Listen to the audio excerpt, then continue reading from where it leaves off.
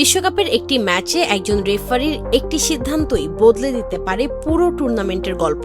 কিন্তু জানেন কি, এই দায়িত্ব পালনের জন্য তারা কত পারিশ্রমিক পান? বিশ্বকাপে নির্বাচিত একজন প্রধান রেফারি শুধু নির্বাচিত হওয়ার জন্যই পান 50 থেকে 70 হাজার মার্কিন ডলার, বাংলাদেশি মুদ্রায় যা প্রায় 60 থেকে 85 লাখ টাকা। এর বাইরে প্রতিটি ম্যাচ পরিচালনার জন্য পান আরও 3 থেকে 5 হাজার ডলার। সব মিলিয়ে একটি বিশ্বকাপ থেকেই একজন রেফারির আয় 1 কোটি টাকারও বেশি হতে পারে।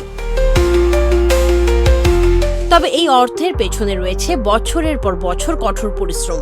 স্থানীয় লীগ থেকে শুরু করে আন্তর্জাতিক পর্যায়ে পেরিয়ে জায়গা করে নিতে হয় বিশ্বকাপে। ফার্ম ফ্রেশ পাস্তুরিত তরল দুধ,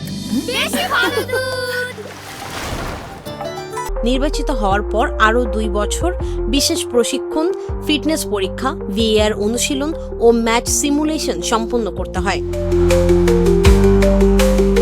মাঠে একজন রেফারির সিদ্ধান্তই চূড়ান্ত। পেনাল্টি, লাল কার্ড কিংবা ভিএআর এর সহায়তায় গুরুত্বপূর্ণ সিদ্ধান্ত, সবকিছুর দায়িত্বই তার কাঁধে। তাই বিশ্বকাপের রেফারির হাতে শুধু বাঁশি নয়, অনেক সময় ম্যাচের ভাগ্যও থাকে।